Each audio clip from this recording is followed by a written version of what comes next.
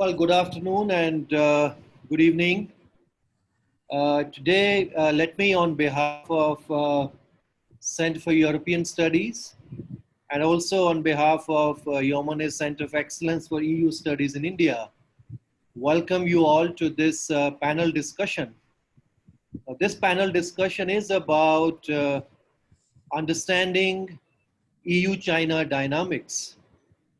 Now, for years, China has been one of the major foreign policy challenges for many countries in the world.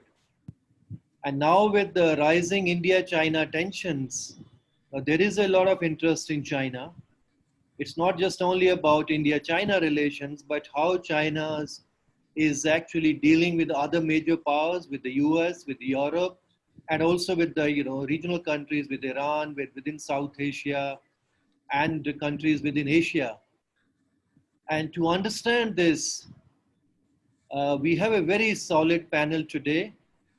We have Professor R.K. Jain, we have Professor Alka Acharya, and then we also have Dr. Zsuzsa and Ferenczy. I'll introduce to them when they're going to speak. So if you look at EU and China, now both are economic heavyweights. They also have very strong influence within their own regions and beyond. They also have huge global ambitions. And economically, they are also deeply engaged with each other. In fact, the EU is #1 trading partner of China. In fact, in 2019, the bilateral trade in both goods and services between EU and China was about 640 billion euros. It means close to $2 billion worth of goods and services are being exchanged between EU and China every day. There are also a lot of Chinese cities now which are connected with the European cities to rail freight. So this kind of engagement led to their strategic partnership in 2003. And they also have built huge institutional mechanism where we have now more than 50 bilateral dialogues between China and the EU. But the kind of initial enthusiasm they had, later on this relationship became sober, more mature. Still, in fact, if you look at most of the policy papers released both by the EU and also by China, they looked at each other's economic strengths and as huge economic opportunities. In fact, in addition to EU, China has also signed separate strategic partnerships with the UK, with Germany, France, Italy, Spain, Portugal, Poland. In fact, in recent years, they have also signed these kind of partnerships with Greece, Hungary, Czech Republic, Serbia. And in addition to this, they also had the 16+1, and now with Greece joining 17+1 with most of the Central East European countries. The last month, we had this EU-China summit. And at the summit, EU leaders recognized that engagement with China is both an opportunity and also a necessity. And this partnership is crucial for trade, climate change, technology, and also defense of multilateralism. But they also clearly asserted that EU and China do not share the same values, political systems, or approach to multilateralism.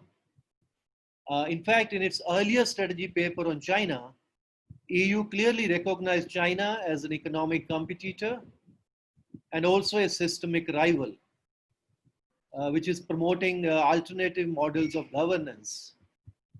So as China is now becoming more assertive, EU's suspicions about Beijing are growing.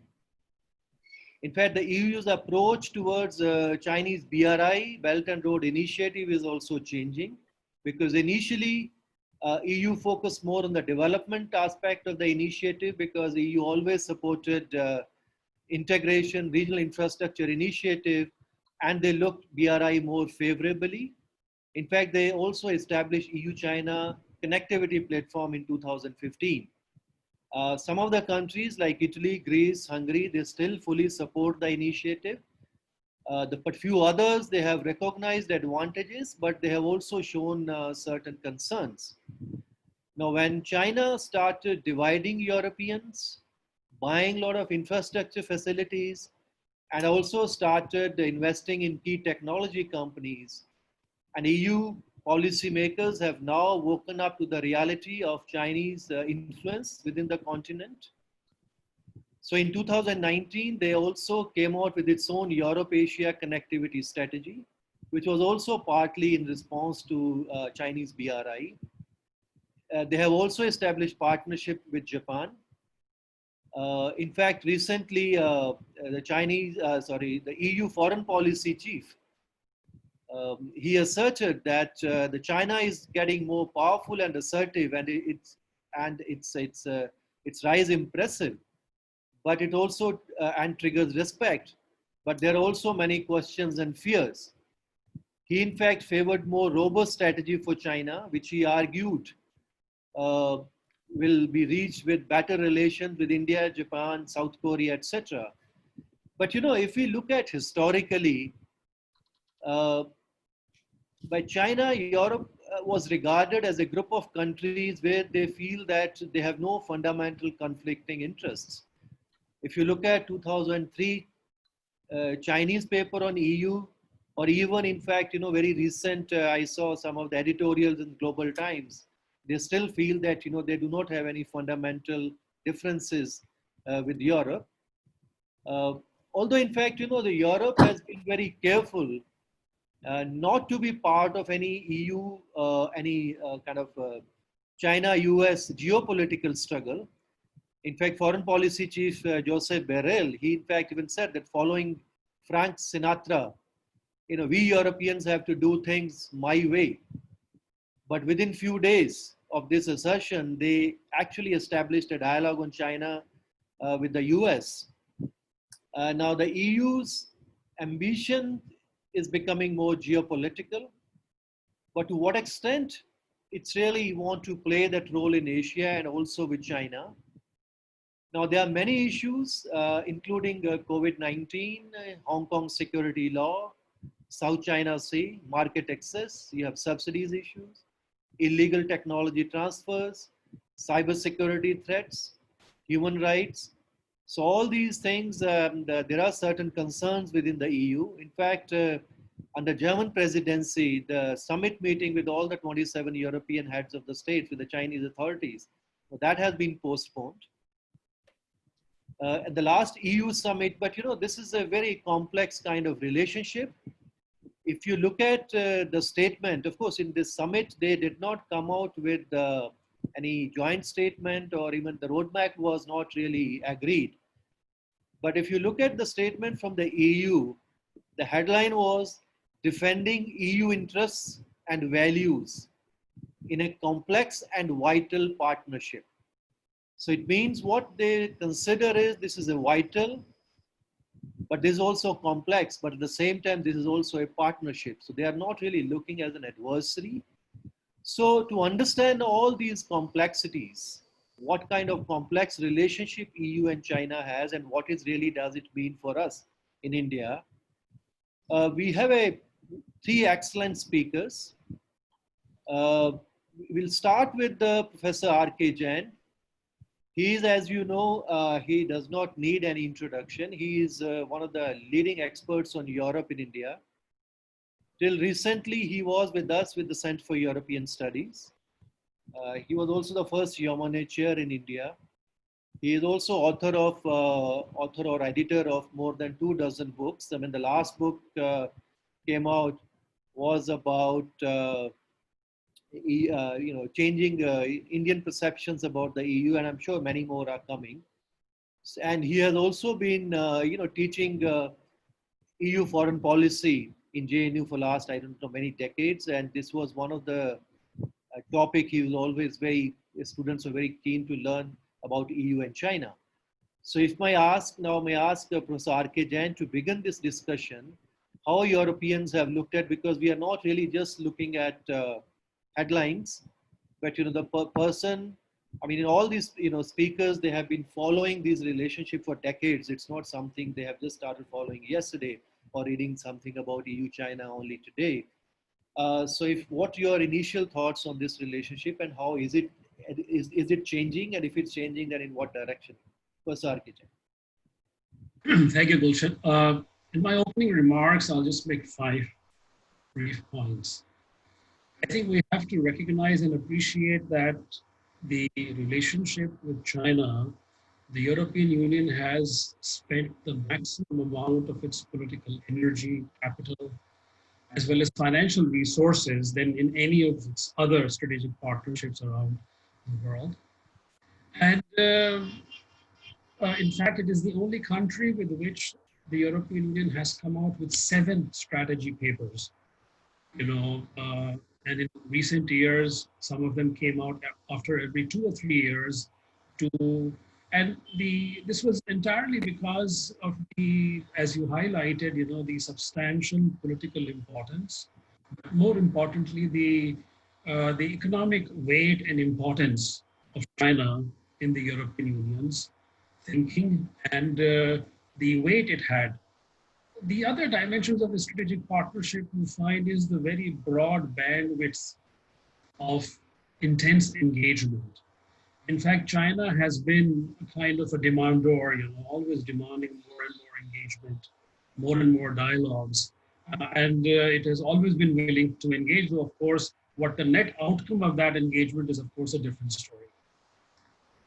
Secondly, I think if you see the relationship as it has developed since, let's say, the mid-1990s, we will find that the European Union had entertained somewhat naive notions that greater engagement with China would actually lead to the emergence of a more liberal China. There was a kind of romanticism in how the European Union perceived China. And it had the belief that greater institutional engagement, that is both bilaterally and multilaterally, this would eventually, at the end of the day, transform China into a more liberal economy, a more democratic society based on the rule of law, and then it would also become a responsible stakeholder in Asia and in world politics in general. Thirdly, historically and traditionally, economics has been the primary prism, the determinant of how Europe and the European Union viewed its relationship with China. In recent years, this has given way to growing perceptions of strategic competition. The March 2019 paper, spoke of a negotiating partner, an economic competitor, and a systemic rival. Now, this seems to be becoming a primary narrative of the European Union today because there is greater consciousness as China becomes more assertive, more aggressive, so there is greater realization of this. Though, of course, the concerns primarily are economic or from the point of view of the post-war liberal order. Now, fourthly, what you find is that since the 2008 financial crisis, China has been making targeted acquisition of high technology companies. Some of them leading national champions like KUKA, the leading German robotics company, which is now manufacturing equipment for the People's Liberation Army, or even strategic assets like ports and logistic hubs like the Greek port of Piraeus, which it has turned around. Now, this has raised growing concerns about the serious implications of growing outreach and spiraling investment of China into Europe, which in last year amounted to 175 billion euros. And the concern is that since the 2008 financial crisis, China has been acquiring these at not exactly bargain basement rates, but at cheaper acquisition costs, which are mainly directed at high technology chains, and acquiring a great degree of corporate and business know-how. And this has led to a drive now to restrict and screen Chinese investments, you know, because China in the years to come, because it is also already uh, has become a leader in acquiring patents, as it moves up the value chain, it will pose even a greater challenge to Europe in the future. Fifthly, Europe has become sensitized to the fact that the Belt and Road Initiative is making inroads into the soft underbelly of the European Union. But all those railway lines which are heading into Europe are basically meant for greater export to Europe. And through the investments that it has made in the 17+1 format in the Central and East European countries, and the dependencies that this has led as a result of this, given the strong desire of the Central and East European countries to have, more resources for infrastructure and development. Now, this has enabled China to get a variety of political concessions from these countries. It has effectively played the policy of divide and rule. Some call it Trojan horse tactics. And this has prevented the EU from adopting a unified stance on many issues, be it human rights, be it the UN Convention on the Law of the Sea about the illegal expansion of China in the South China Seas. So this has been a growing cause of concern in Europe as well.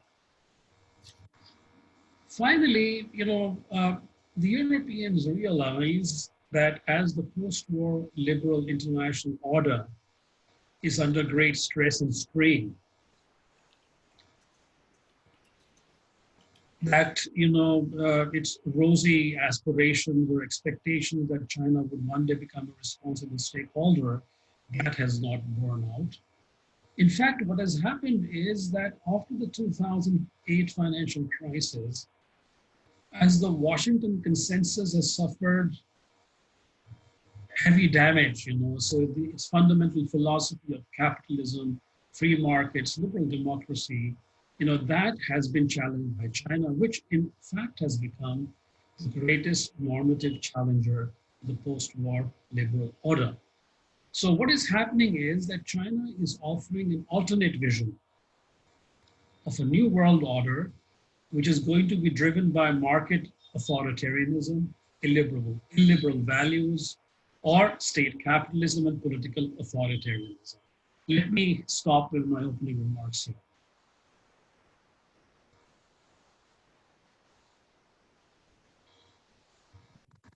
Thank you, Professor Jain, for your initial remarks, and we'll come back definitely with many more issues and concerns.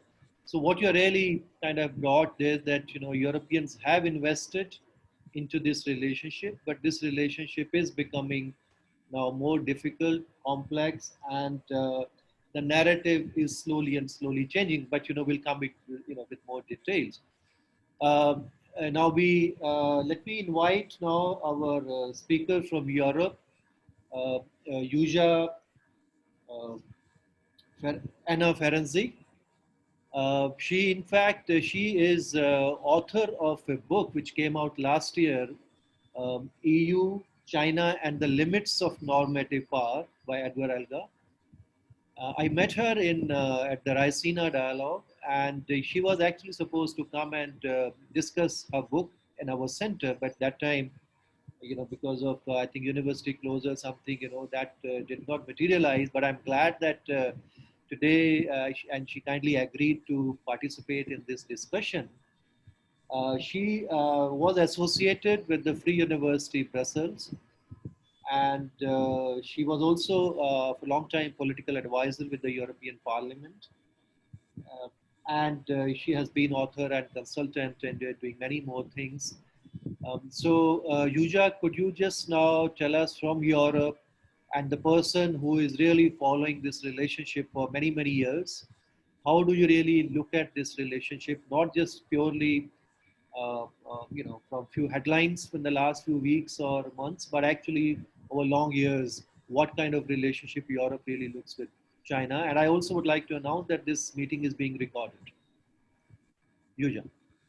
Thank you so much, Professor Sachdeva. It is my pleasure to be invited to the panel, and I am honored to speak with such distinguished guests, and also to I look forward to an interesting exchange. Already from your presentation and the previous presentation, I see that there's a lot of points that we can agree on, but I'm sure that there will be more value at the point where we will start actually exchanging and interacting with each other. So in the brief time that I have, what I thought that would be most helpful is to, in order to understand where EU-China dynamics stand today, I think it's always useful to look a bit backwards, as you also suggested, to see what led us to where we are today, and not just look at the headlines, but actually look way beyond or below what's being articulated by our leaders. And also this is certainly going to help us to look forward in a constructive way. So even though you mentioned that you suggested let's look beyond headlines, but I would actually start with a headline, which is from a European perspective. And I highlight that this is from a European perspective. If we try to find out how Europe sees EU-China relations today, what we see mostly picked up in the media and in public discourse is that the EU is getting tougher on China. I mean, there's wide agreement that this is happening, but here I would like to stress that there's two layers to getting tough on China. One is in discourse, as you said, and one is in action. So the question is, to what extent can the EU translate tough language into actual tangible action? So I will try to highlight both layers because they don't necessarily go hand in hand, and we're not there yet.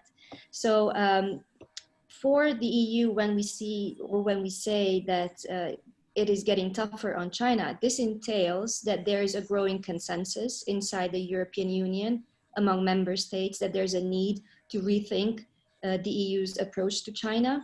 And this is a result of intense economic political cooperation of 4 decades. If we look back, indeed, as you mentioned, there's a long series of sectoral dialogues that have been put in place. But as a result of this intense cooperation, we see that there is a lack of reciprocity today, and there's an imbalance in EU-China relations. And this is not only in the economic field, even though economic and trade relations are the core of EU-China relations, but it is also in the political sphere. And you also mentioned the latest observation made by the President of the Council that the EU and China do not share the same values, and they also have a different approach to multilateralism. So I would highlight that the biggest challenge or the biggest problem in EU-China today is this lack of reciprocity and imbalance, but also a divergence, a normative divergence in the fact that we see on the European side democratic governance clashing with an authoritarian system that is sustained by the Communist Party of China. And the global health crisis that we're going through today has really accelerated or deepened these tensions.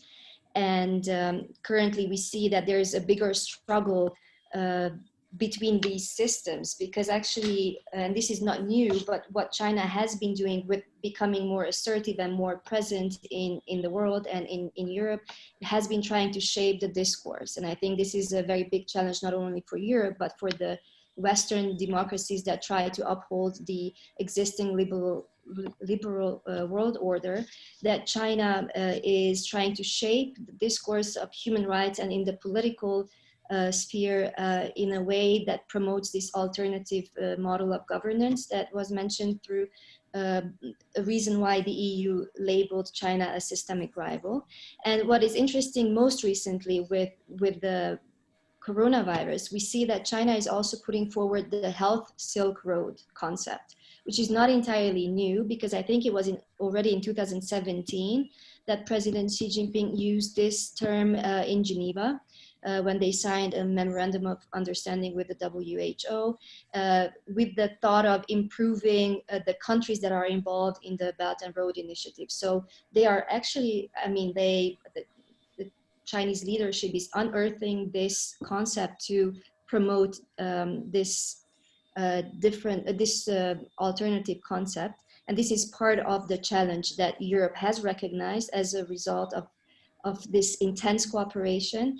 And I mentioned that there's these two layers to the toughening stance. So I already covered a little bit on the getting tough on China in the European discourse. And I think it's always interesting to look at this discourse, because it really creates space and it reflects the process of the EU getting to where we are today in the tough stance. And the latest EU communication that was issued in 2019, the Strategic Outlook on China, which labels China a systemic rival, needs to be looked at together with the 2016 communication, because these are the major EU level communications that really guide the relationship. And already in 2016, the EU committed to reassessing and reaffirming the principles underlying the relationship. And I'm just looking at my notes in order to quote what I thought was interesting in 16 already, that in this communication, it says that the EU expects its relationship with China to be one of reciprocal benefit in both political and economic terms.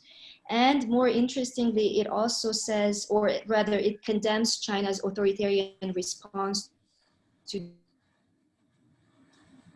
like I said, in 2016.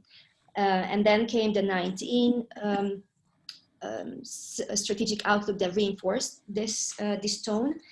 But actually, it's more interesting to go back even earlier to the 2008-9 global financial crisis, as a result of which the Chinese leadership skillfully managed to exploit the vulnerability that Europe has gone through, and has exploited the divisions, which were deepened by also the migration crisis, which peaked in 2015. So Europe has been going through a very difficult decade, through which, even though there is a tougher language vis-a-vis China, the term of engagement has been maintained. I think this is very important to underline, because this makes Europe maybe different from definitely the United States at the moment. And going beyond, or touching on the second layer of the tougher stance, is action. Now, to what extent has there been action? And I think there are some encouraging initiatives. It was already mentioned previously, the screening investment mechanism, or the mechanism to screen foreign investment coming into Europe, which has also goes back years, showing how difficult it is to build consensus. And this is the major challenge, even though there is a new debate on China in 2020 in the middle of a pandemic, the old challenges remain. So, but in spite of the challenges, we see this growing consensus. I think we need to take this as a positive without overestimating it, but having progress on international procurement instrument also on a European level, or having common EU approach to 5G, which is also part of the 10 actions that were put forward in the 2019 strategic outlook on China. All these are positives that we can consider as something to build on. And the country that is in the position and in a way responsible to build on these initiatives is Germany, at being holding the rotating presidency. And I have argued before in some of the publications recently that I've written that Germany remains in a position of strength, being the most important trading partner that China has in Europe. But this also means that there's really strong economic interests that link the two countries, which can have a limiting impact on the way China, or I'm sorry, Berlin will speak up on China. But I think together with France as leading economies, if they manage to unite member states around this consensus and to consolidate this consensus, then I think I am cautiously positive about the fact that the EU will maintain this tougher stance because also the global pandemic, or as the pandemic is revealing to the world, we need to cooperate, but we need to cooperate on terms that will benefit everyone. And for just 1 second, I would like to stress why I think cooperation is so important and why cooperation has been important in EU-China and why I think it should continue. Because when I say positive cooperation, we have clear examples, and we can look back at in earlier decades, which is something that I've covered in my book, as you mentioned, is one area that the two sides have worked well together is environmental protection.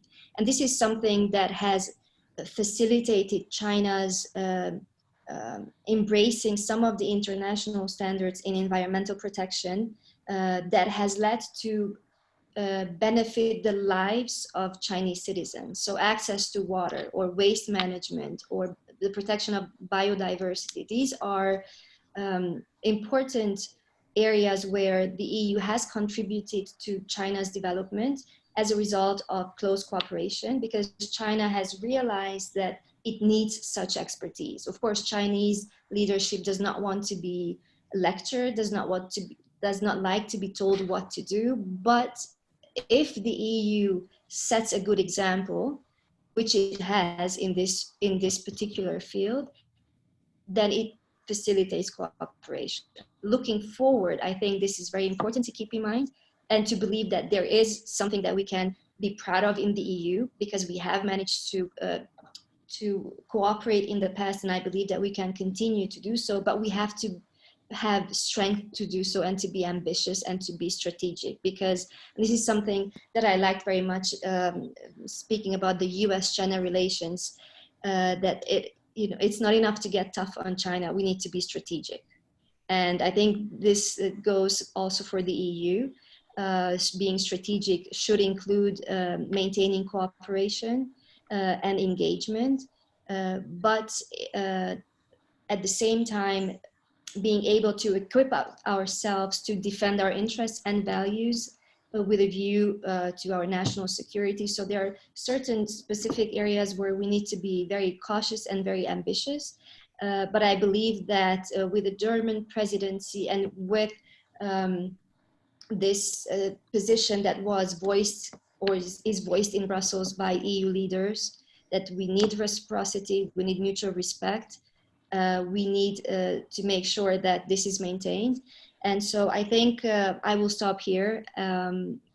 Maybe this is a slightly positive note, but I meant it to be maybe also to be more provocative. But let's move on from here in the exchange. Thank you. Well, thank you, Zsuzsa, for making this conversation further. Particularly, I mean, the distinctions what you made on discourse and action, and I think this is a very important distinction in a sense that yes, one can see a lot of. You rightly mentioned the narrative to some extent has changed. But action still, there are very limited action, very few action one can see. Now, whether one can see more actions, now this is what exactly perhaps many other countries, including India, are watching that, and you have also, rightly said that the engagement is continuing. So even if there was no joint statement, but they had summit and they had their separate statements, but ultimately they met and they talked about how they can continue this continue with this complex relationship. So in fact, now I'll turn to Professor Alka Acharya. Now she has been watching China for many decades, And you know, I mean, she's a professor of Chinese studies at JNU, and she was also earlier director of Institute of uh, Chinese Studies. And for many years, she also edited China Report. She was also a member of the National Security Council Advisory Board, and she was also a member of the what they call the India-China Eminent Persons Group.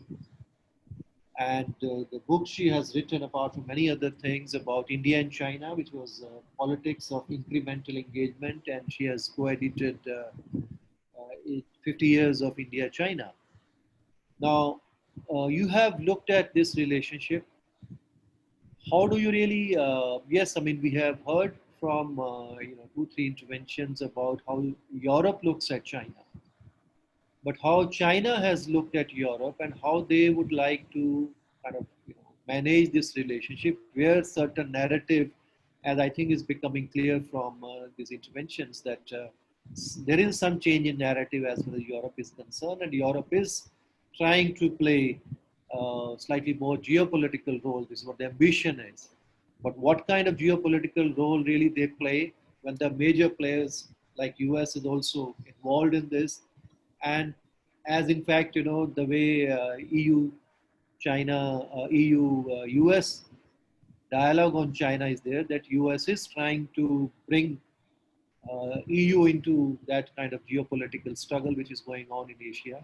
So how do you really see this relationship? And now we have about close to 35, 40 participants.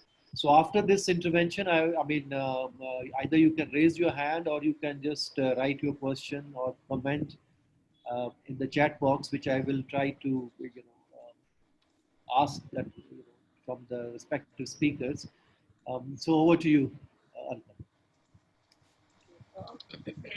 Thanks, Gulshan, and good of you to bring me into this very, very great panel, I must say. And it's been a very interesting learning experience for me to listen to these views. And I like the way that they converged on certain points, but diverged in many fundamental ways. Now, in the 15 minutes that I have, I will try and follow the instructions you've given me, which is to see what China is really thinking about, and how is it looking at this new situation, which is evolving within the EU, which has moved from what Professor Jain called the idealistic view of making China a part of the liberal order and therefore engaging with it more and more, to the more geopolitical kind of player that it is that it is trying to emerge as. And there are 3 or 4 factors which are converging simultaneously on this transition. These are transitions of some other kind. The one is the larger transition in the global order, which is all about the rise of China taking a certain form, which is aggressive, assertive, belligerent, identified in a different ways. And that rise has therefore brought about an enormous confusion as to the response that needs to be shaped and evolved to deal with this new China. As we've seen that there have been a number of ways in which this the response has a number of changes this response has taken over the years. We started off by the containment strategies that the US had adopted, and the Europeans did not really go along with that containment, which then came on to a congagement kind of a thing. Then we started to hear of a constrainment strategy. There were strategies of confrontation and so on. So there have been a variety of ways in which this rising China was sought to be addressed. And this was largely a US-led response to China. Things went well until this new assertive China comes onto the scene since Xi Jinping takes over. It is said that Xi Jinping finally buried Deng Xiaoping's strategy in global affairs from keeping a low profile to finally deciding that it was time to now come out. And that shedding that particular strategy and emerging as a rising power and the capacity, second largest to the largest economic player in the world, was something unprecedented. And therefore, I think the first question that China was trying to explore was, what were the responses in Europe to this new discourse about the rise in China? And clearly what they saw was that the Europeans were not willing to go entirely with the United States in taking a hard line on China. But neither was there a united European response out here. It wasn't as if EU had a position and the Chinese had to deal with that one position. In fact, China's preferred strategy was bilateralism as it started to expand its economic presence. And that, in one sense, provided it with an advantage, because you had a number of European countries evolving their own policies. And so we see a kind of a fairly idiosyncratic trajectory on the part of Europe as far as China was concerned. But at the same time, they were also engaging with the EU at the multilateral level. And here they discovered that they could convey to the Europeans their desire to engage with them more on their terms, to learn from the European experience, to benefit from the European experience. And it did give them enormous dividends, because, as you pointed out in your opening remarks, the economic relationship between China and Europe today is really in a category by itself. I mean, if we look at it, China is the third largest partner for the European Union's exports, and it's the largest partner, in fact, for the imports. And more and more European companies are investing in China. Of course, Germany leading the way in terms of that engagement. And it is this economic tie-up, which is far more substantial than what we can see. I mean, with Americans and Chinese, the overall trade is enormous. But the intermeshing of the economies in terms of Chinese companies investing in Europe, and in turn, the European technology and expertise flowing to China, I mean, that is of an order which is much more than what we see as far as the US is concerned. So so China's challenge has essentially been the navigation of what we can say a kind of a Janus-faced strategy as far as Europe is concerned, because of the US factor, up till COVID broke out. I think the point I'm making is not that in the aftermath of the pandemic, we see a new China. What I'm suggesting is that the responses to the pandemic, and particularly the American stand on the Chinese role and the Chinese behavior and all the rest of it, got hopelessly mired in some other domestic issues, and brought the Americans to the point where they were leading this kind of a coalition against China. And here is where I think the Chinese had a bit of an advantage, because of the point I mentioned earlier, that EU did not have a common stand, and each of the EU countries had their own objectives and goals with regard to their relationship with China, and therefore there has not been an effort, or there has not been any move to become a part of this US effort, a kind of a coalition of forces against China. So that's one of the positives, and that's what the Chinese are banking upon. The second problem has been that, so all was well till China kept a low profile and knew its place, as it were. the insistence on obviously the points that were just mentioned earlier by Zhu, that the normative aspects about which now the Europeans have started to feel very uncomfortable, is that really something that will actually wreck the China-EU relationship? That's really the important question, because it's really Hong Kong and then Xinjiang and then the authoritarian kind of system that China has. This is something that the world has been looking at for a long time. So yes, there is a new assertiveness with Xi Jinping, but it's not that the Communist Party has done something which we were not used to, let us say. So to what extent would this, and the Chinese for their part are actually pushing this argument that the relationship is not one in which they are trying to take advantage of the European Union. It is not a situation where they are trying to split Europe up. They call it, in any case, they call it a US ploy. They point to the fact that there has been a larger presence of Russia in Europe. And so it's not as if the Chinese are going to replace either the Americans or the Russians very soon in terms of the kind of pervasive presence in Europe.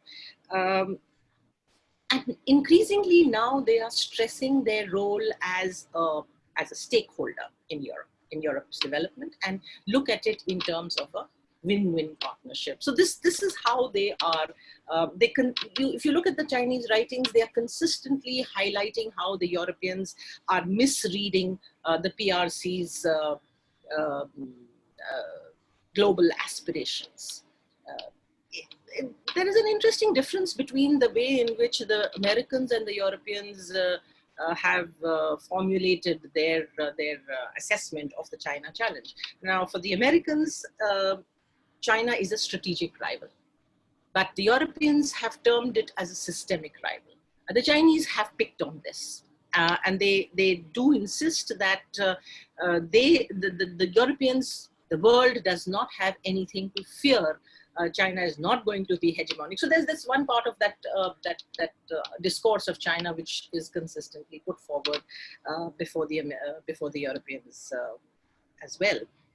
But if we look at what the Europeans are saying about China, two interesting things immediately come to the fore. Number one, we do not see, and this has been pointed out by the earlier speakers, there is no one single clear-cut strategy which defines the nature of this China threat.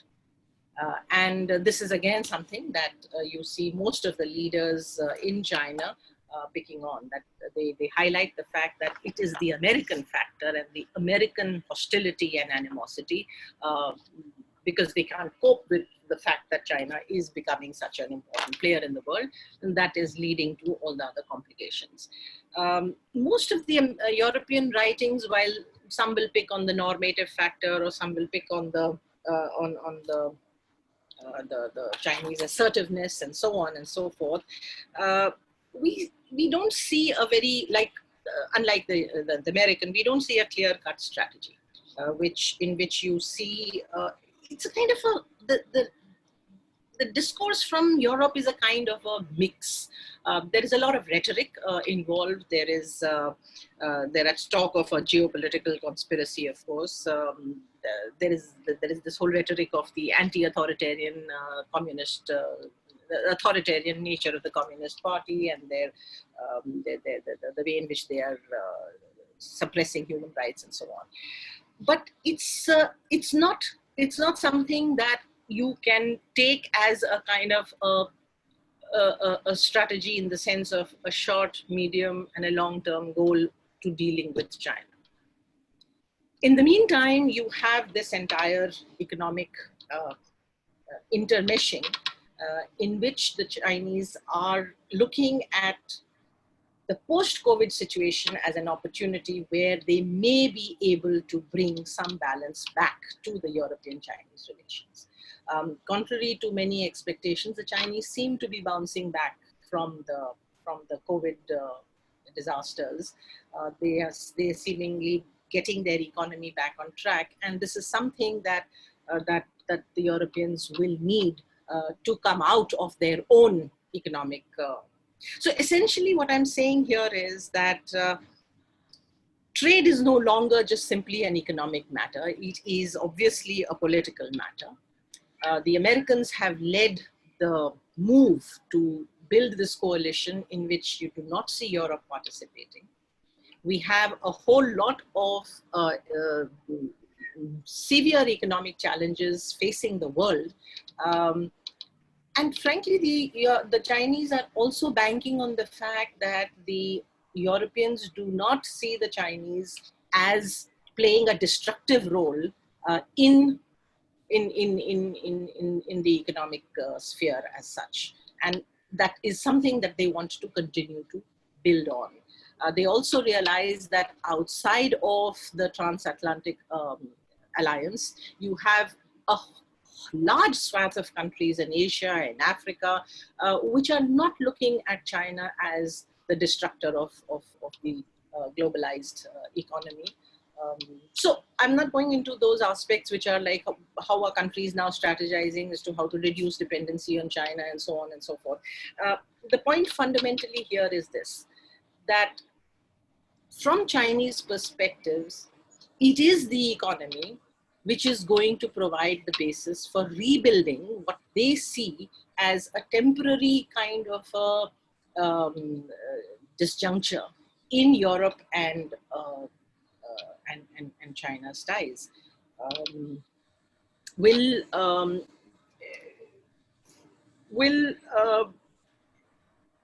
the Chinese be able to do a course correction to address this issue of this assertiveness and the aggressiveness, which is giving it such bad publicity? Now, this is the question we all are asking. The whole world is asking, why this sudden rise in the assertiveness?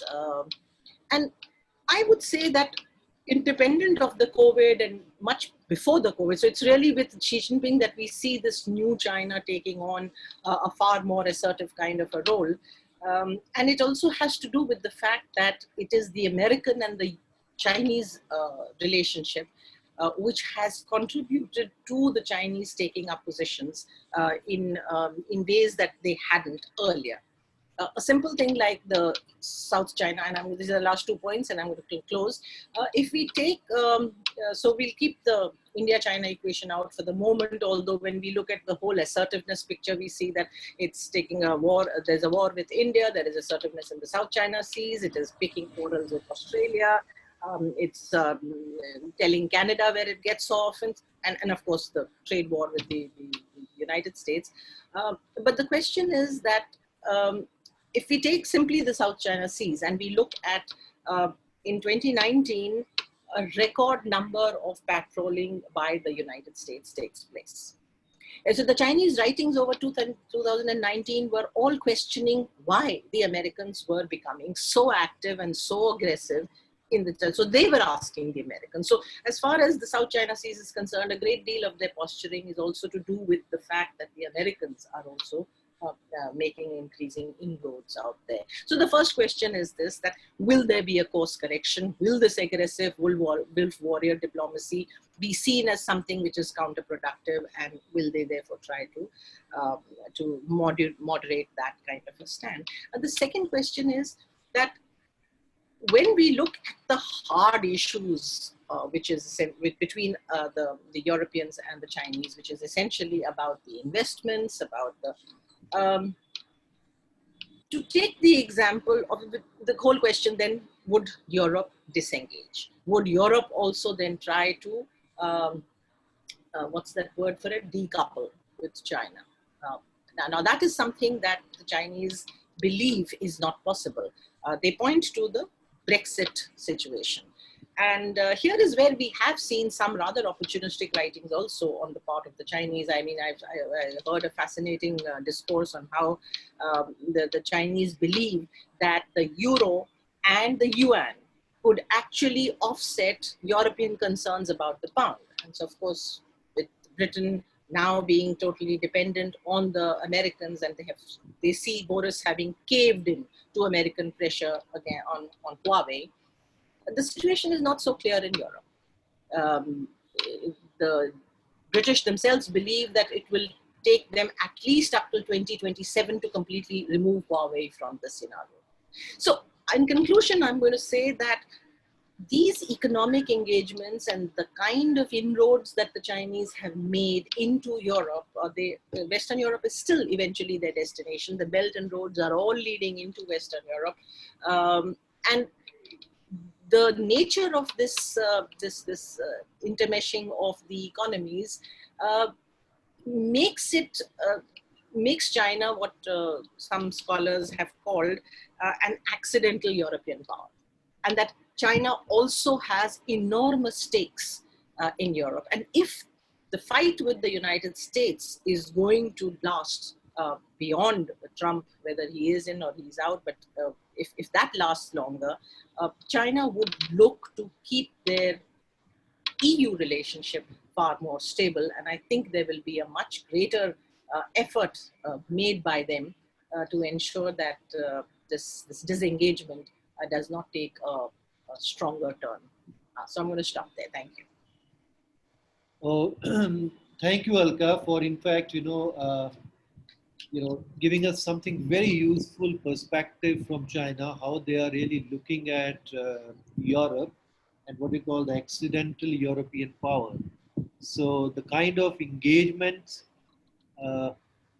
what they have, now in this changing narrative within Europe, and whether the assertive China, whether they are going to have any course correction. We'll come and discuss many of these issues. There are also, a couple of questions in the chat box by the participants. But before I read or invite other participants, may I invite Professor Umu Salma Bawa? She wanted to make a comment or any question. Please, Professor Bawa. Thank you, Gulshan.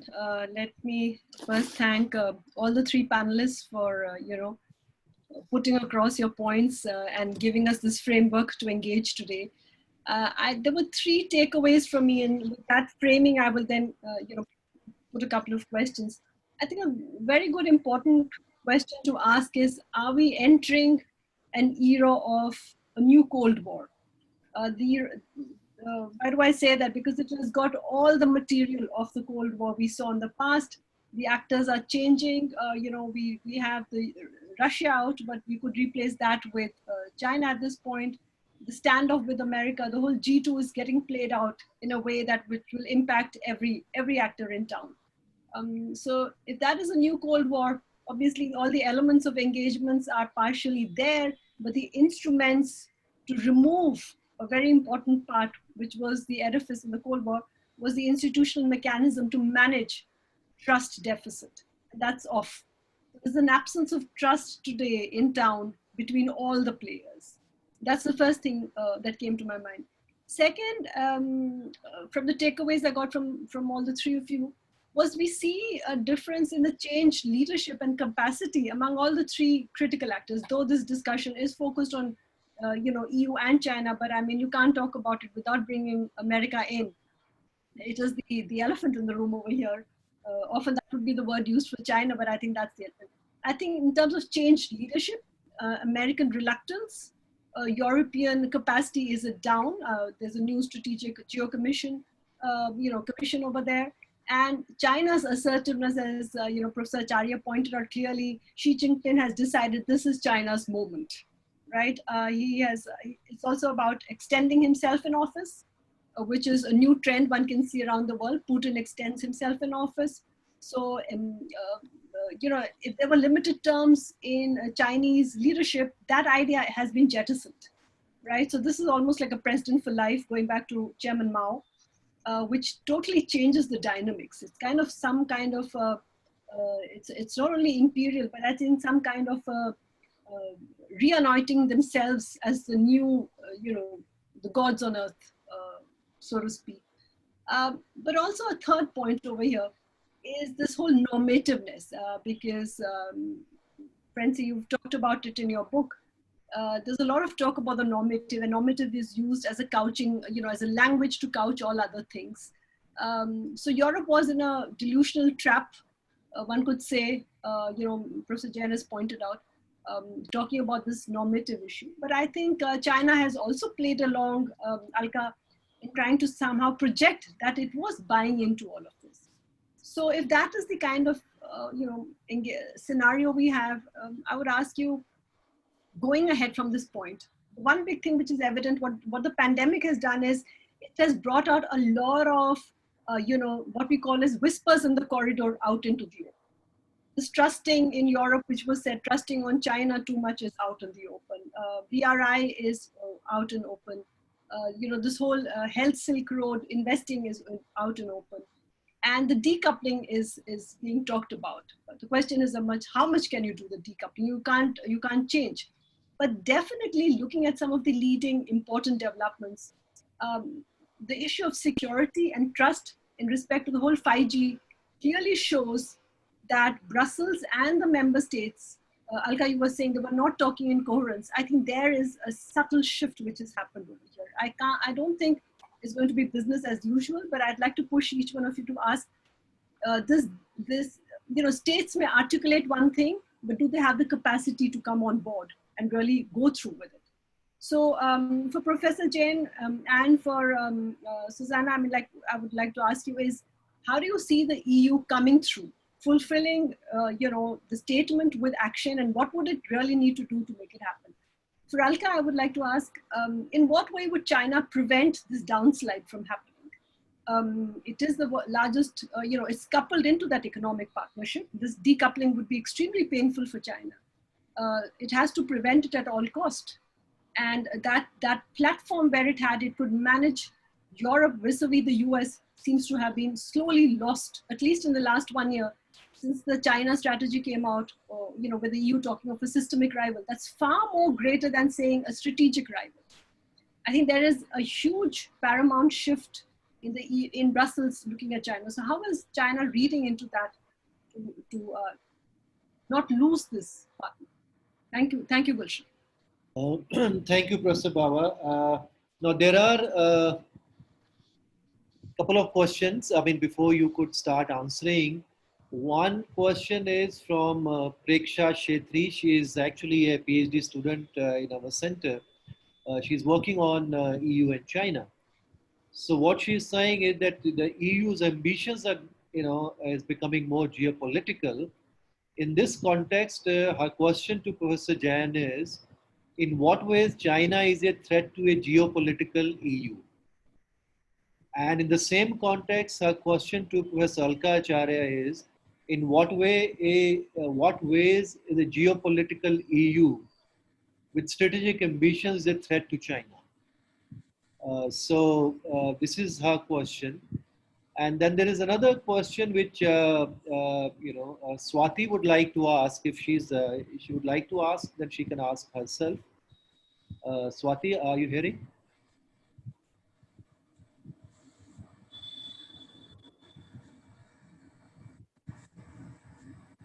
Swati? Or otherwise, in fact, I can just... Me? Yeah, yes. yeah, please. Yeah, yes. Go ahead. Yeah, go ahead with your question. Yes, sir. Yes, sir. So my question is directed to Dr. Ferenczy. Ma'am, you raised the point of environmental cooperation between the European Union and China, how they have been collaborating on biodiversity and environment. And as we can see, the responsibility of cutting down of greenhouse gas emissions is now being, virtually being thrown on the developing economies. For example, in this case, India. So what's your perspective, when we talk about the collaboration between EU and China on environment, does it hold potential for this entire discourse on climate change? And will it facilitate in a way India's target for achieving the sustainable development goals in the long run? Thank you. Okay, thank you, Swati. So maybe in fact, what perhaps you can answer this question. There are some more, questions in the chat box, which will come back perhaps in the second round. Maybe if I ask Professor Jain, if you can begin, and then. Okay, thank you, Salman, for that easy question. If I combine this with the other question of whether the EU is a threat to a geopolitical European Union, You know, actually, this has been a perennial problem with the European Union, the gap between, rhetoric and reality. Since the days of European integration, and especially as it has become a more diverse grouping of now 27 states, trying to have a unified stance on sensitive political or even economic issues has always been difficult. And the problem has become more pronounced now that we see increasingly this East Europe versus West Europe divide, the Central East European countries which have become highly illiberal. And now with the context of the recent election results in Poland, this has further reinforced when one of the major players in Central and Eastern Europe. So these differences are becoming more and more acute. I think if I add on to the discussion earlier, you see, I don't think you are going to see much action actually happening in which the discourse may be becoming tougher since 2016, or when the honeymoon period between the EU and China ended. But, whether you're going to have concrete translatable actions emerging are going to be, it's more of an expectation and aspiration than a ground reality, because structurally, it is very, very difficult for the European Union to develop unified, concretized, item by item, actions on these issues. And a classic case is that while the words that the EU might have to say about the South China Sea have become harsher over the years, but does the EU have any ability to bring any assets either in the Indian Ocean or near the South Asian Sea? Now that is a big gap.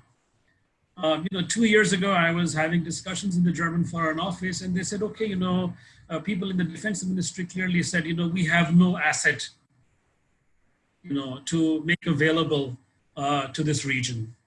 In terms of concrete action, all that Germans did was they financed a $1 million capacity building project in one of the Indian Ocean countries, which was very painful.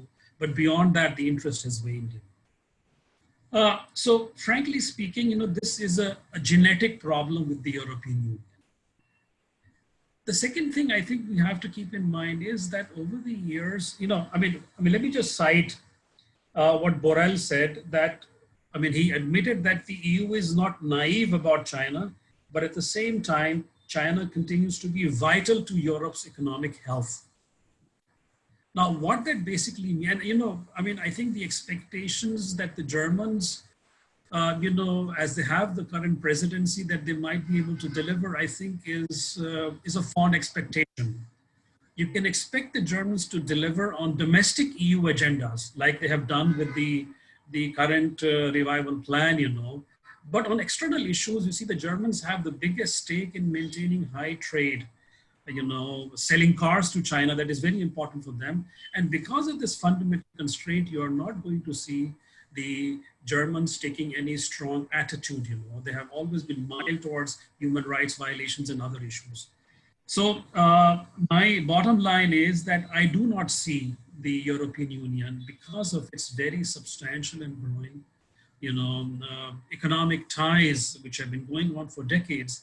And now at a time when the European Union is trying to recover from the economic onslaught and impact of the pandemic, there is all the more reason not to alienate or annoy, the Chinese. So I think very clearly the Europeans are not going to be able to deliver on and tough action. They're going to be tough words, but not tough action.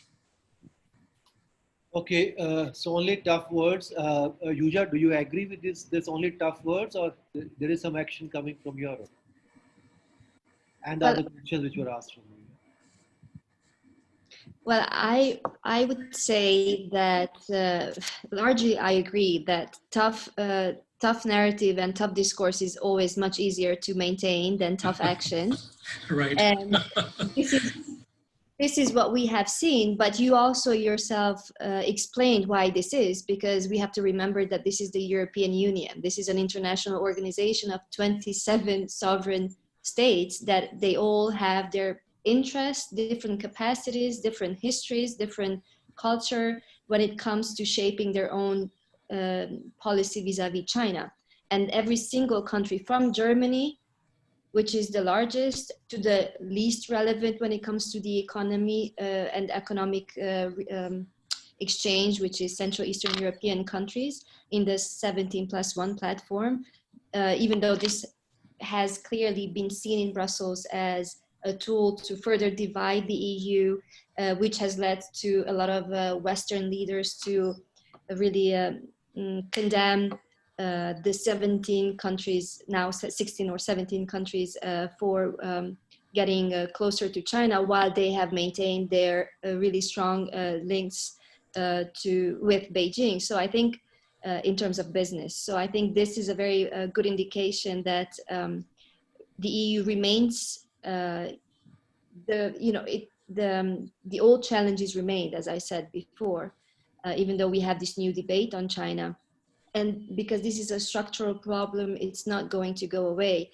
However, I also believe that we can build on this consensus. I don't think there's a way back to where we were, just because the world has changed already in just the past 6 months. And with the way China has, or Beijing, Chinese leadership has used the crisis to further exploit this unity, and also to use propaganda the same way as Russia did, and disinformation and spread misinformation to undermine democratic governance versus an authoritarian, strong, centralized response to the pandemic. I think this is where the big challenge lies for the future. So I can't say the opposite of what you said, Professor Jain, in terms of whether the EU will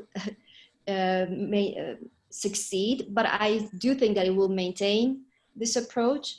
And I also agree that 6 months in presidency will not bring us very far, and we should not expect too much from Germany. But there's a lot of pressure on Germany, not from only outside, but inside Germany, because not civil society only, but and China experts, but also political leaders from the opposition, but also from the government's own inside circles that have criticized Merkel for not being strong enough on China. So this is what I would reply to the question. And I also would like to say, without being an expert or a historian, but clearly this Cold War analogy is very popular and has led to a lot of debates. And I've done some research myself, and what I took out of this debate mostly is that we have to be very careful with such analogies, because they can be more misleading than illuminating, especially when it comes to the lack of trust. Because if we maintain this language, it can actually contribute to further deepening the distrust. But it's clear that we have certain developments that can be easily compared, but we have a very different world, a different circumstances. So this is what I would add to that question, or to that thought that you raised. And also on environmental cooperation, is like to that is an important positive area where the two sides managed to work together. Also, as soon as the United States under President Trump announced the withdrawal from the Paris Agreement, China seized the opportunity to step in and work together with the EU on climate change. So I think this is something that needs to be maintained. It's not how it should be. That it should not come down to such circumstances to tackle such a global challenge. So I wish the United States worked more closely with the EU in this front. And finally, on the normative aspect, the delusional trap, and that the EU is waking up. I think this whole debate on engagement when it comes to the EU's engagement on China or the US engagement. Again, I'm not putting them in the same basket, but I'm just raising the thought of how we understand engagement, because often when those who claim today, well, the West has failed in engaging China because we thought that China would change, and well, here we are, China has not changed. Well, we also forget that engagement, when it was set up, it was, I believe, genuinely meant to bring the two sides together because there was a common interest. So it was not charity work that Europe wanted China to change to become more like us. It was in China's interest, and it was also in our interest to bring China on board. And selectively, we have managed, because China has embraced those international norms that has served their own national interests, but have say rejected or hesitated, or no, simply rejected to work together on others that they perceived to go to undermine their control. So I think also the debate on engagement and to what extent it has failed, or what do we have, because from the European perspective we maintain it, and I think this should be the approach, but what is there in such a confrontational world that we live in? I don't know what else is there if there's no engagement, but engagement doesn't mean that that we have to close an eye on human rights violations in Xinjiang, or we should say compromise our own values. So I'll stop here. Thank you, Zsuzsa. Professor Acharya? Yeah, okay. So very quickly, to begin with the new Cold War, I too would go along with what has just been said, that, there's a lot of discourse on this new, that are we in the middle of a new Cold War? And whatever I've read so far, I've not really gone into it in any depth, but whatever I've read so far does not persuade me to take this argument as the basis of understanding what is happening between the two major powers of the world today, the United States and China. The Soviet-US Cold War was essentially a rivalry of two different politico-economic systems. And it was about the way, the whole ideological divide was not just limited to the fact that, okay, you have a communist party here and you have a capitalist system out there, but it was also about the manner in which the economic strategies were being unfolded. So I think there is a substance, and therefore it links up to this whole question about China has changed, not changed. I think we tend to gloss over this changed and not changed debate because fundamentally China has changed. When we say China has not changed, what are we saying? What has China not changed in the fact that there is a communist party, that the communist party is an authoritarian party, that it is repressive, that it has not given scope to human rights in the way in which the West has defined it, that it has not allowed liberal democratic values to prevail. This has always been the case. In fact, I would say that there has been a change in the way in which China has emerged and the kind of role it now envisages for itself. So I think we would not profit very much by trying to squeeze the current IR discourse about the American-Chinese relations into a Cold War context, and then seeing that how do we divide the world? Because clearly it is not going to be again a bipolar kind of a situation with the whole world with a small group of non-aligned countries, of course, arranged on either side. This is not going to be. Look at the EU. I don't think it would be able to range itself along with the Americans in a new Cold War, as it were. So, so that about the Cold War. But this is China's moment. Again, I am not too sure that I would like to take that line on. China has reached a certain point in its economic and its economic development. Of course, there has been a fairly comprehensive all-round development in many other dimensions as well. And the central problem here is that it realizes that it is still far behind them. They cannot challenge the American might, as it were, in any sense of the term. What they have done is they have nibbled at the margins of a world order that is still very much controlled by the US. Trump, of course, came and ruined things up. And in fact, that's where the European dilemma comes in, because it is very, very difficult for them to now go along with the power which does not give them equal space, does not take their views on board, has given short shrift to allies, has reduced multilateralism to a farce. So in that sense, China realizes that this is not their moment. All that they have is a small window where they can try and project themselves as capable of playing a responsible role. Unfortunately, Xi Jinping, I think, has taken a slightly different track to providing that kind of a leadership. Now, the two questions that were specifically asked, Prekshashri's, you see, I think Professor Jain has very kindly made my job simpler by making a case for the limitations of the EU's geopolitical ambitions or geopolitical role.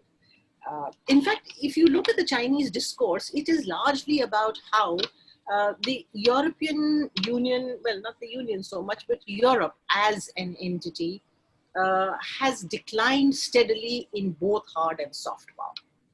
And that it is really the emergence of China and this decline in Europe's capacities in hard and soft power terms that has created the contradiction to a certain extent. So I would not say that the Chinese believe the Europeans to be a kind of a geopolitical strategic threat. In fact, the adoption of the term systemic rival as opposed to strategic rival.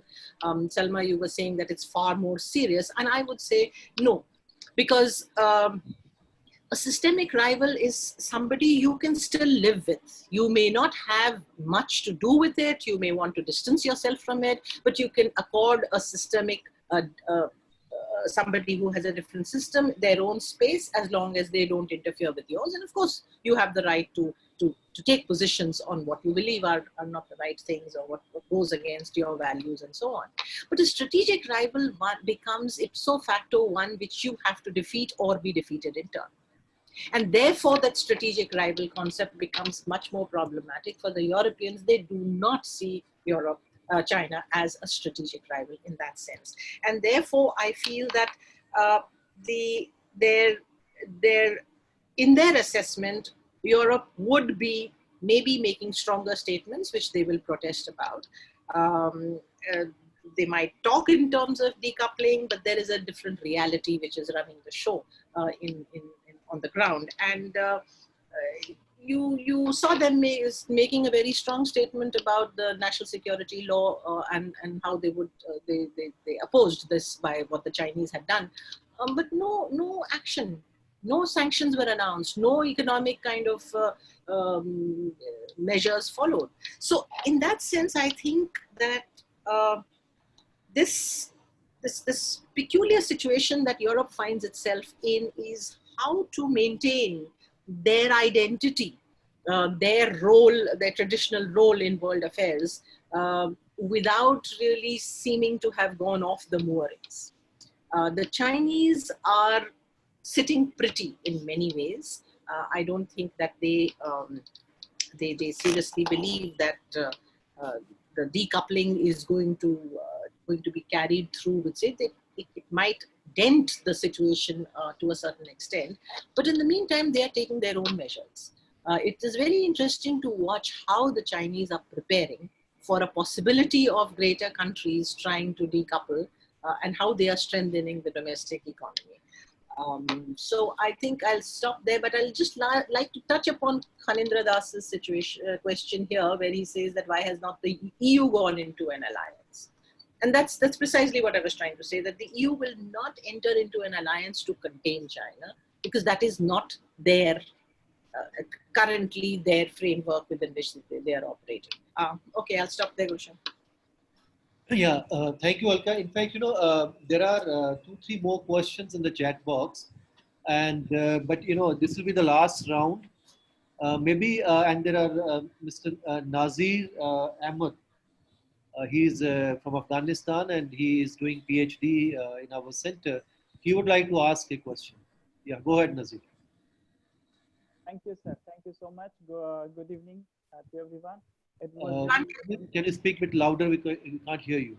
Am I audible now? Yeah, yeah, now it's okay. Okay. Good evening to everyone. It was really enriching discussion. My question is to ma'am, to Ferenczy.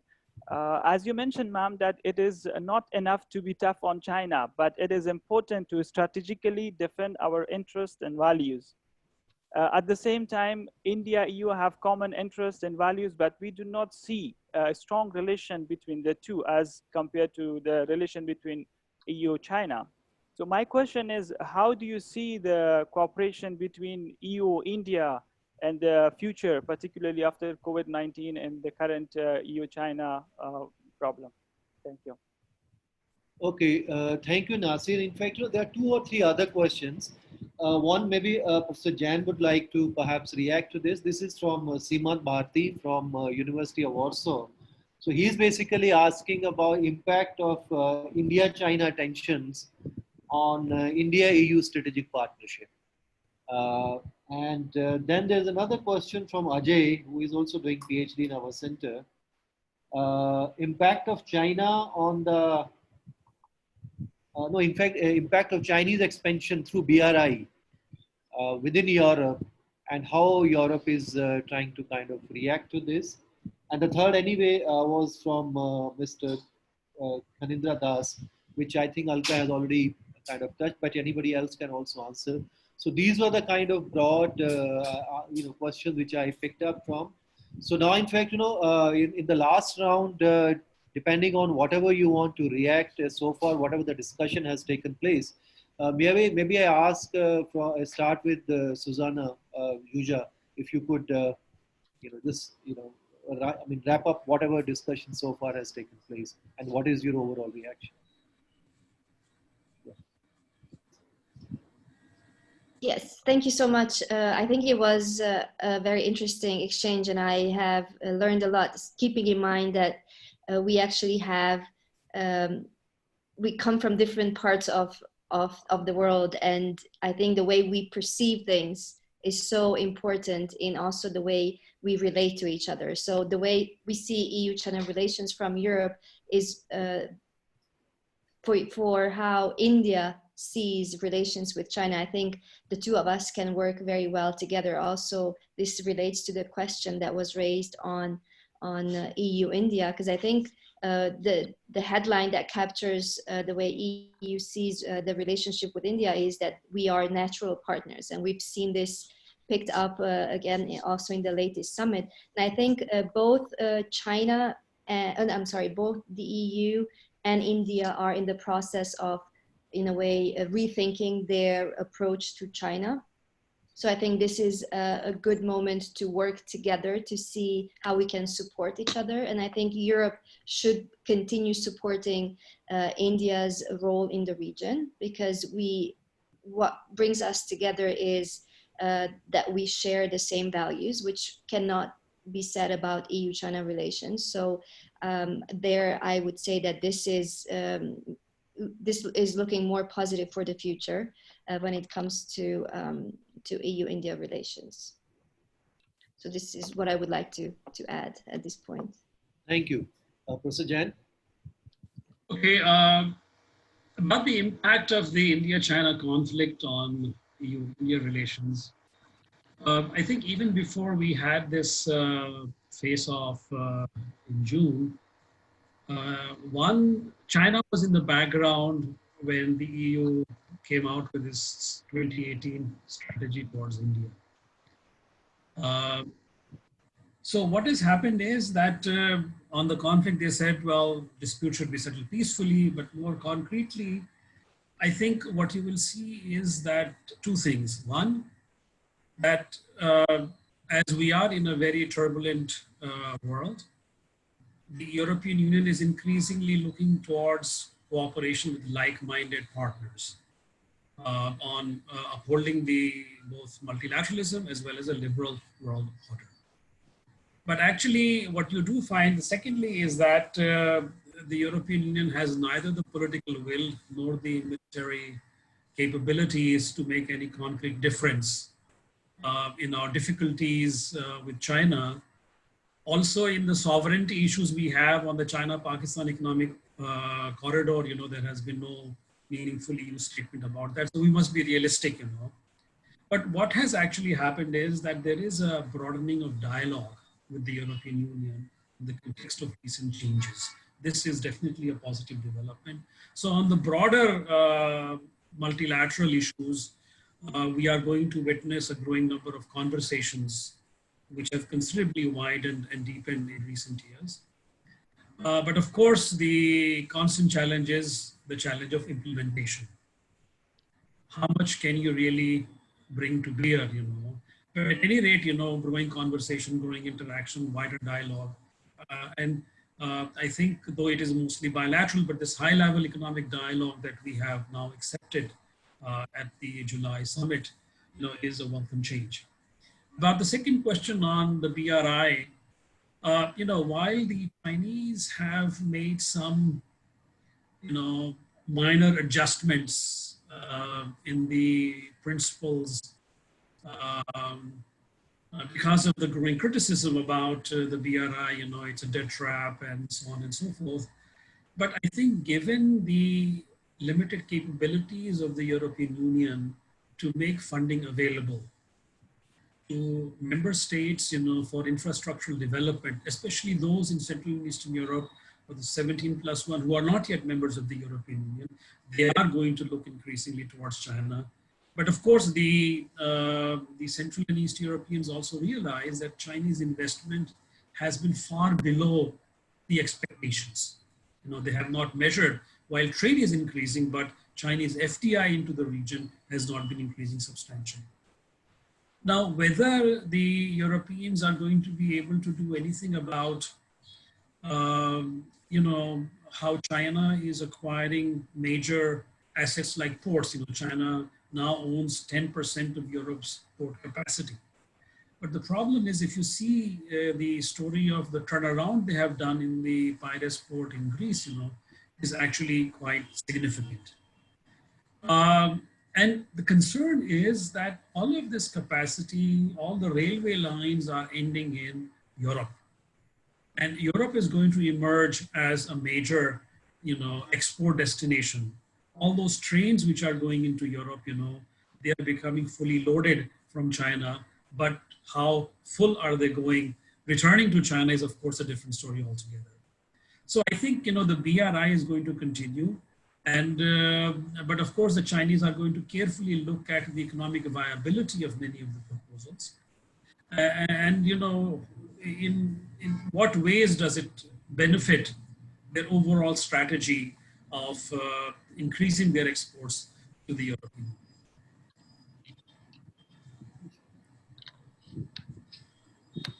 Okay. I'll end with that. Yeah. Professor Acharya? I think most of what needed to be said has already been said. I'll just make 2 points in conclusion. One is this idea, this fine-sounding idea about shared values and more greater degree of comfort between two countries because of similar kind of adherence to similar kind of norms. Makes for very feel-good kind of factors. Unfortunately, in the bold, bad realm of international relations, we see a very hard-headed pursuit of interests. I go back to the great agonizing that went on in India at the time that China opened up its doors when Deng Xiaoping announced opening up of China. And to the immense consternation of India, which was also making its own economic reforms and trying to attract investment, foreign investment, the FDI kept flowing into China. So democratic India was not the recipient of the foreign investment. It was authoritarian Communist Party ruled China where the investment simply flowed. I think it is important to understand that China prepared itself for this kind of shift, made the necessary changes, and understood what the logic of capital was all about, and therefore prospered. I think not. Most of that logic has not changed, and therefore, when somebody says that they see more Chinese goods in all over the world and not Indian goods, part of it is, of course, related to the question of the problem that we have with implementation. But the other problem also is that India is not a good investment destination. It is not a very profitable destination, and it has not created that base which can make it a very competitive player in the current global scenario. That is something we have to recognize, and therefore, while talk of shared values makes us feel comfortable, it's not really going to address the core problem of whether we are going to get the investment, we're going to get the technology. We may partner on certain specific issues, we may join forces, we may have similar stands on multilateral platforms, but that's about it. And one must also take on board the fact that as far as the EU is concerned, China is far more critical in engaging with and in bringing China onto their the current debates on critical global issues. Environment is one, but there are many other issues. For the Europeans, China is a very, very significant player in the kind of front that you have to create to fight those kind of challenges.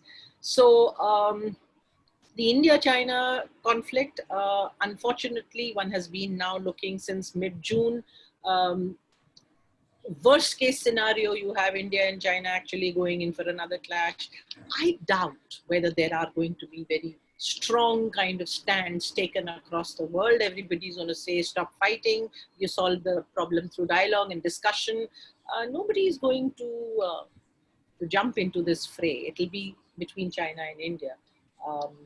So I think somewhere the realities, the harsh realities of international politics need to be understood, grasped, even as we try to continuously forge partnerships based on shared values. I don't discount that at all. I think it's important to realize shared values can create far more durable partnerships. So we continue with that, but also understand that there is a different reality also that that plays out in IR.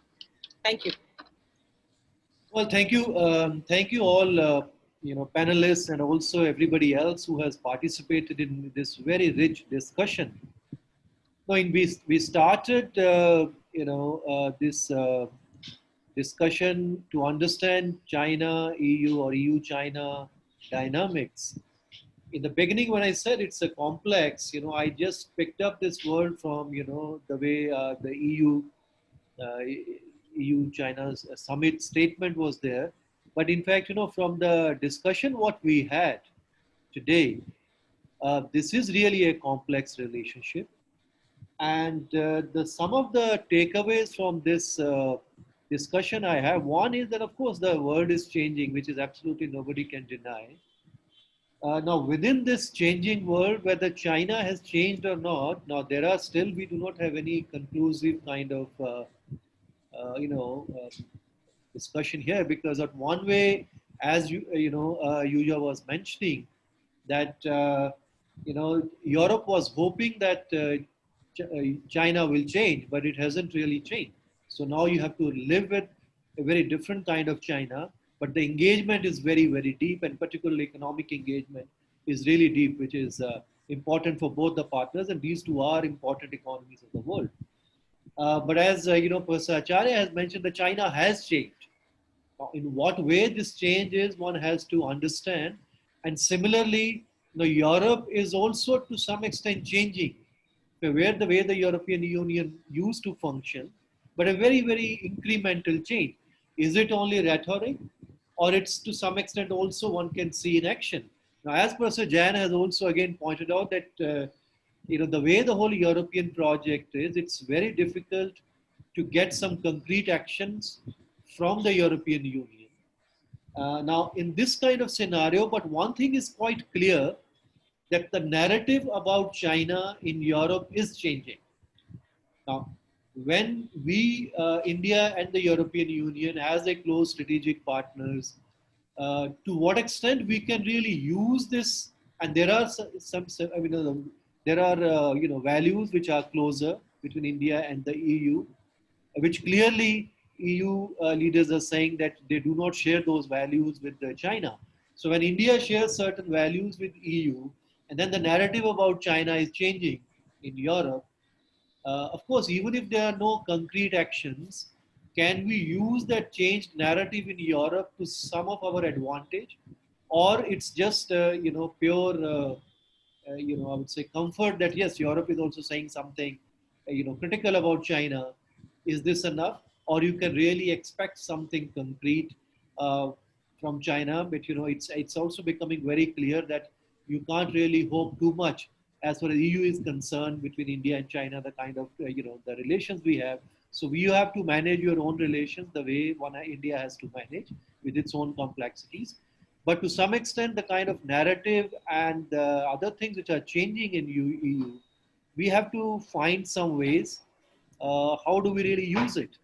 Now, one of the things which I had suggested earlier, that we can also have a dialogue on China with the EU, but that hasn't happened in this EU-India summit which we had. Although Europeans have now that kind of dialogue on China with the US, but India is of course not US.